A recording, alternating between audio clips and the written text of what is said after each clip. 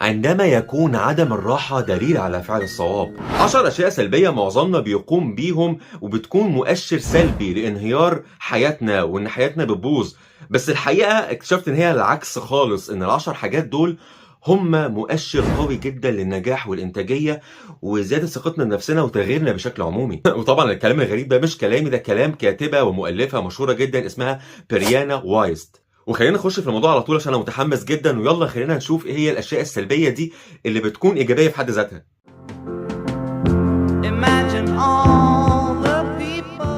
واحنا بنبدا اول حاجه خلينا اقول لكم على جمله هتدوب قلبك كده وانت بتسمعها: عندما يكون عدم الراحه دليل على فعل الصواب. وعشان نفهم معناها اكتر خلينا نخش على اول حاجه على طول. كتير مننا بيحس بضياع، بيحس ان هو مشتت، ان الناس كلها جايه عليه، ان هو مش عارف اهدافه كويس، ان هو بيعاني، ان هو عامل مقارنات لا واعيه بالناس اللي حواليه. طبعا ده شيء سلبي بيدمرنا وبيفقدنا ثقتنا بنفسنا. مهم جدا تعرف ان من مسببات شعورك بالضياع ان عقلك بدا يبني تصورات ابعد واقوى من اللي انت كنت عليها سابقا. صديقي، الناس الفشله الضايعين هم مش حاسين بالضياع، هم شايفين نفسهم ان هم النورمال، ان هو ده معدل الطبيعي. ولكن كلما انت وعيك زاد وادراكك بنفسك وحضورك زاد جواك اكتر، طبيعي تحس بضياع. وعلشان اوضح لك النقطة دي، انت لو شايف نفسك بصورة متدنية جدا وشايف نفسك ما تستحقش الفرص من حواليك وان الناس كلها احسن منك، هيجي فترة وهتتعود على الوضع ده باعتبار ان هو امر واقعي. ولكن إذ فجأة لما تبدأ تكتشف نفسك اكتر ويبقى عندك تصورات كتيرة عن نفسك وادراكك ووعيك بيزيد، الطبيعي انك تحس بالضياع او ان الموضوع متلخبط. فيا صديقي، إذا شعرت بالضياع أعرف إنها نقطة انطلاقة ليك ولشخصيتك، ناقص لك بس إنك تفتش وتعرف أسباب الضياع ده وتبدأ تستكشف أكتر وأكتر جوا نفسك. تاني حاجة وهي انفجار المشاعر. لو انت قاعد في امان الله عادي لقيت انفجار مشاعر من الحنين ومشاعر من الغضب تجاه اشخاص تانيين ومشاعر من الكره ومشاعر من الحب جياشة وعاطفة ملتهبة، اذ فجأة انت في امان الله، ايه اللي بيحصل ده؟ وطبعا الامر ده ممكن يكون ليه عوامل نفسيه كتير، بس ابرزها واهمها على راي الكاتبه هو ان عقلك الباطن بيبدا يلفت انتباهك ان في مشكله لازم تتصلح في مشاعرك، ان في مشاعر كتيره جدا انت كبتها جواك، ما واجهتهاش على الحقيقه، ما تقبلتهاش اصلا، فانت بتظن انك انت خلاص اتخلصت منها، بس تكتشف اذ فجاه ان هي لسه موجوده، هي بس كانت مدفونه جواك. فلما تلاقي المشاعر متضاربه جدا وتلاقي نفسك تايه من كتر المشاعر، اعرف ان دي وسيله كلفت الانتباه من عقلك انك تبدا تتقبل المشاعر دي من اول وجديد. ادي كل شعور حقه. اذا حسيت انك مثلا متضايق وعايز تعيط، عيط، بس يكون لوحدك لو انت بتفضل العياط لوحدك. يعني لقيت نفسك مثلا اوت اوف مود، ما تطلعش نفسك بالعافيه، لا يا حبيبي، ادي شعورك حقه. اعمل حاجه ذكيه، ادي لنفسك مثلا مده زمنيه معينه، فلتكن مثلا ساعه، ساعتين، يوم، 2، على حسب مقدار الشعور اللي انت حاسه مسيطر عليك لو يستاهل كده يعني. وحط في ذهنك ان في خلال الفتره اللي انت محددها دي انت هتكون حزين او متضايق او مشتت على حسب الشعور بتاعك، بس لما التايم ده يعدي انت هتكون فرغت كل الشعور. طبعا عقلك الباطن هيبدا يستقبل كل التوكيدات دي على محمل الجد، فهتلاقي نفسك انت فعلا بمجرد انتهاء المده اللي انت حددتها فرغت مشاعرك في المسار الصحيح وما كتمتهاش وما دفنتهاش، وبكده انت لقيت نفسك اقل عرضه انك تجيلك هجمه مفاجاه من مشاعرك اللي ممكن تلخبطك. وكمان تضارب المشاعر ممكن يكون سبب حب الذات، انت بدات تحب نفسك اكتر، بدات ترفع استحقاقك وتكتشف ان انت كنت ظالم نفسك في حاجات كتيره جدا، فاكيد هتنتابك مشاعر من الغضب بتعود للماضي لاشخاص معينين انت قللت من قيمتك في وجودك معاهم، بس دلوقتي انتصرت عليك مشاعر الكره او الغضب او اللي هو انا لا، انا ما اتحطش في الوضع ده.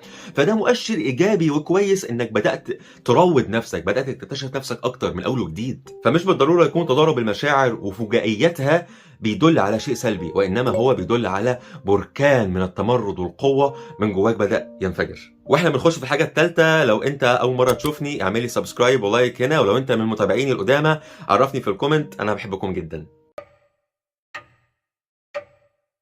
تالت حاجة وهي تقلبات النوم، وربما يكون الموضوع ليه بعد فسيولوجي، مثلا احنا هرمونات مش متظبطة، محتاجين فيتامينز معينة، محتاجين نظبط الزاوية البيولوجية، بس الكاتبة هنا بتتكلم ان من ابرز العوامل وهي الاوفر ثينكينج، ان انت بتفكر كتير جدا. وهنا عقلك هيعمل لك حاجتين: يا اما نوم متواصل، فكأن عقلك بيقول لك افصل، انا بشد الفيشة عشان اخليك تفصل من ضغوط الناس اللي حواليك، وتاني حاجة هي فكرة إن عقلك هتلاقيه بيفوّقك، أكيد في عِز تضارب أو لخبطة النوم عندك لقيت نفسك فجأة صاحي كده ذهنك نشيط جدًا وفايق جدًا وعندك القدرة إنك تعمل حاجات كتيرة جدًا كنت مأجلها، هنا عقلك بيلفت انتباهك يالّا حبيبي أنا من ناحية الراحة ريّحتك، ومن ناحية الإنجاز اديتك الpower فأنت قوم اعمل حاجة، فمش بالضرورة يكون تقلبات النوم والنوم الكتير أو الصحيان فجأة ده مؤشر سلبي، وإنما ممكن يكون مؤشر إيجابي جدًا عقلك بيديك الchance والفرصة إنك تقوم تستغل الpower ده.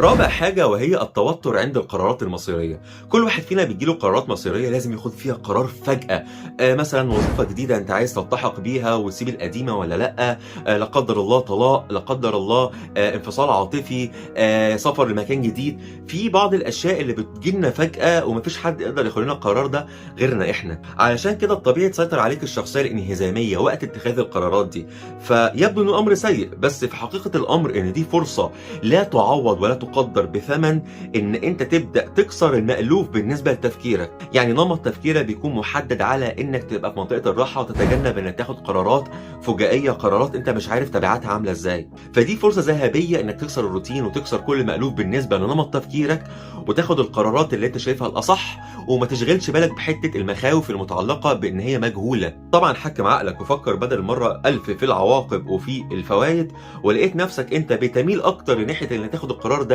بس في عائق ذهني ألا وهو الخوف أو إنك مش عارف الموضوع ده آخره إيه، أنا أنصحك نصيحة مني خُد القرار ده وتوكّل على الله. المهم يا صديقي إن في عِز تضارب القرارات اللي تتعلق بحاجات مصيرية في حياتنا، دي بتكون برضه فرصة ذهبية إنك تثبت لنفسك ولو أول مرّة في حياتك إنك تقدر تاخد قرارات بمنتهى الشجاعة وقلب متوكّل على الله كده. خامسًا العُزلة الاجتماعية، إنك تلاقي نفسك أنت ما عندكش القدرة إنك تتكلم مع حد ولا تشوف حد، عايز تقفل على نفسك الباب، وطبعًا الشعور ده لمّا بيسيطر علينا بنخش في دوامة أكتر من الأفكار السلبية، فبنظن في وقتها إن خلاص الحياة أصدرت ستائرها السوداء كده وإن إحنا خلاص ما بقاش لينا صحاب ولا بس لأ عايز ألفت انتباهك بقى إن هنا بيكمن قوة جبارة حرفيًا. هنا عقلك الباطن بدأ يلفت انتباهك إن في ثغرة موجودة، والثغرة دي ممكن تكون مثلًا فقدان الطاقة علشان الأشخاص دي بتأثّر عليك بالسلب، ثغرة متعلقة إنك أنت ما عندكش أو مش متمكن إنك تكون شخص اجتماعي جدًا، ثغرة بتكمن في إنك أنت مثلًا محتاج تضبّط حاجات شوية في طريقة كلامك أو أسلوبك. عدد كبير جدًا من المشاكل اللي عقلك الباطن بيبدأ يلفت انتباهك ليها بس على هيئة انعزال، بس الانعزال ده بيكمن في حد ذاته إنك بتاخد الpower بتقعد كده عُزلة مع نفسك، بتاخد طاقة، بتقطع عن نفسك برضه الطاقة السلبية وبتشحن طاقة إيجابية من داخلك من جواك، علشان تكون أقوى في الlevel الجاي في التعامل مع الناس. وللأسف أغلبنا بياخد الموضوع ده بطريقة سلبية إن هو زي ما قُلت لك الحياة بتبقى سودا، بس في حقيقة الأمر إن هنا برضه فرصة قوية جدًا إنك تتعافى وتقعد مع نفسك وتدرك كويس نقاط قوتك وضعفك، ولمّا ترجع تتعامل تاني مع الناس هيبقى خلاص عندك ذكاء مسافات، عرفت مين يستحق إن هو يكون موجود قريب، ومين يستحق إن هو يكون بعيد بناءً على الطاقة السلبية بتاعته أو على الأذى النفسي لينا. فيا صديقي إذا حسيت نفسك عايز تنعزل، انعزل، بس تكون مدرك في قرارة نفسك إنك هييجي عليك وقت وهترجع أقوى جدًا من الأول. الشيء السلبي السادس اللي إحنا بنفترض إن هو أصلًا سلبي، هي لمّا تظهر لك أحلام عميقة وواضحة. الحلم من النوع اللي هو الdeep dream اللي أنت بتفتكر مثلًا الروايح اللي شميتها والمشاهد اللي شُفتها وكأنها HD مثلًا زي ما أنت بتشوفني دلوقتي. الأحلام دي خلي بالك مش سلبية، إحنا بنفترض إن هي سلبية. هنا برضه عقلك الباطن عن طريق الأحلام بيبدأ يلفت انتباهك لحاجات أنت المفروض تصلحها، يعني أنت مثلًا على سبيل المثال حلمت إن أنت بتهرب من ناس كتير بتجري وراك، الموضوع ده مش اعتباطًا أو مش صُدفة، ممكن يكون الناس اللي بتجري وراك دي تجسيد أو إشارة من عقلك ليك اللي هو ما تهربش من مشاكلك، واجهها، قوم بُص للناس دي وحاربهم. قد تحلم إن أنت مثلًا بتهوي من مكان بعيد، طبعًا الحلم ده بالمناسبة أكيد أغلبنا حلمناه، فده ممكن يكون إشارة من عقلك الباطن اللي هو أنت بتهوي، أنت بتنهار، فاللي هو فوق لنفسك، اللي هو عقلك بيدّي لك مؤشر أو منبه داخلي كده جواك بيلفتك لنقاط قوتك ونقاط ضعفك. وعشان أكون واضح في بعض الأحلام اللي بتكون فعلًا مش منطقية، يعني أنا مثلًا دلوقتي راكب طيارة F-16 ورايح أغزو طبق مكرونة كبير. إيه المنطقية في كده؟ أنا باقول لك كده علشان مش كل حلم تحلمه تبدأ تفترض إن هو مثلًا إشارة كبيرة جدًا ليك، فذهنك يشتغل على الموضوع ده ممكن ينعكس بطريقة سلبية، فلأ، إذا لقيت حلم واضح بيحمل رسايل قد تكون مفهومة، ابذل مجهود في فهمها، لقيت حلم مش واضح ومتشعبط ومش متركب على بعضه، خلاص اعتبره كده شيء اعتباطي. الشيء السابع، لما يجي عليك وقت تحس ان احلامك بتنهار، كل حاجه مخطط لها بدات تتهاوى قدام عينيك، ساعتها بتتملكك مشاعر من الغضب واليأس والقنوط بتدمرك جدا. بس خليني اقول لك هنا بقى على رأي الكاتبه، انت لما بتجيلك المشاعر دي لما حلمك بينهار، ده معناها ان في تصورات كتيره جدا ايجابيه طاغت على تصوراتك القديمه. هفهمك بالراحه. على سبيل المثال، انت كان حلمك انك تفتح مطعم، بس مع مرور الوقت انت بدات تتعلم عن البيزنس اكتر، تتعلم مهارات اكتر ليها علاقه بالفريلانسنج، فانت لقيت حلمك ده بيبعد اكتر، بينهار. ده معناها ان عقلك بدا يخش في حيز اكبر من التصورات والاستحقاق، اللي هي الاحلام الجديده. بالاخر الاحلام الجديده دخلت افسحت مجال لنفسها وطردت الاحلام القديمه. فعندما تشعر وكأن احلامك بتنهار قدام عينيك، اعرف كويس ان انت بتتحضر لشيء انت ما تعرفوش، وان واجب عليك ما تيأسش، تكتشف نفسك اكتر وتعرف ايه الدافع اللي خلى الاحلام تتهاوى قدام عينيك بالشكل ده، الا وهو وجود تصورات ابعد، ووجود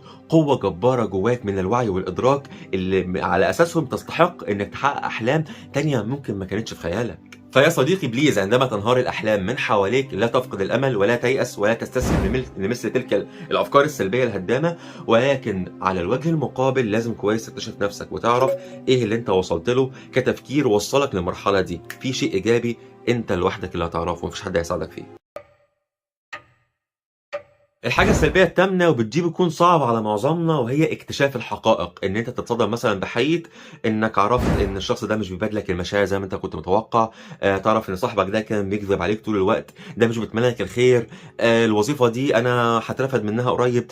في حقائق بتظهر قدامك، بس ده مش صدفة. هنا برضو عقلك بيبدأ يختبرك وبيبدأ يوسع إدراكك علشان ما تحطش اكسبكتيشن أو توقعات وتبدأ تبقى عايش في الأوهام وتلاقي نفسك أنت ما حققتش حاجة في حياتك. أحيانا يا صديقي لازم نعيش تجربة الاصطدام بالأمر الواقع علشان الوهم يتبخر ويتلاشى.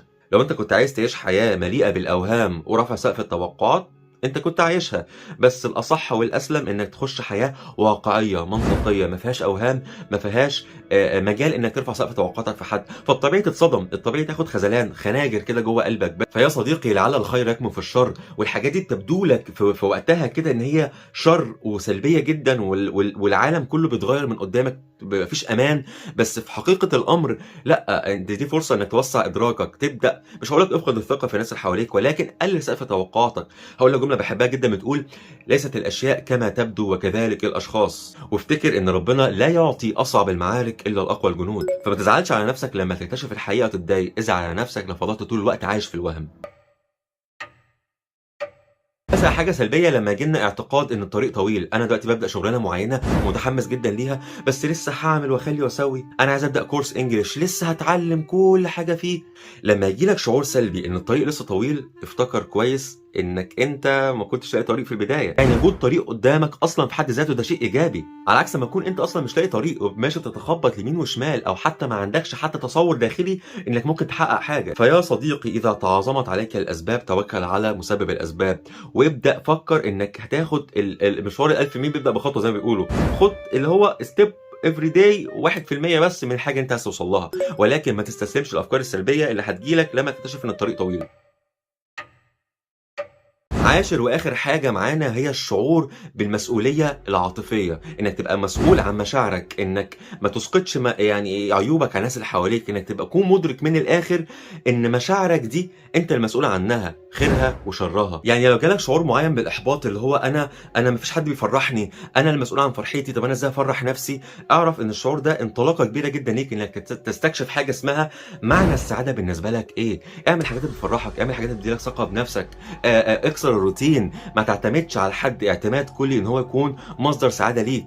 خلي المقياس بينك وبين نفسك ان انت بتبسط نفسك، وعندما تاخد الخطوه دي على محمل الجد عقلك هيساعدك جدا. وافتكر ان عقلك ده ربنا خلقه لك يكون مساعد ليك. هتستخدمه بطريقه سلبيه كافكار داخليه هدامه هيساعدك على كده، هتستخدمه كطريقه ايجابيه برضه هيساعدك على كده. فلما تلاقي نفسك انت هتبدا الطريق لوحدك وانت المستقل بمشاعرك، افرح ان دي نقطه قوه ليك هتفرق معاك طول حياتك، انك تكون معتمد على نفسك اعتماد كلي كاشباع رغباتك وكشعورك بالسعاده. اكتبوا لي في الكومنتات ايه اكتر حاجه انتوا كنتوا بتعملوها وتحمستوا من ان انتوا تعرفوا الجانب الثاني منها الايجابي.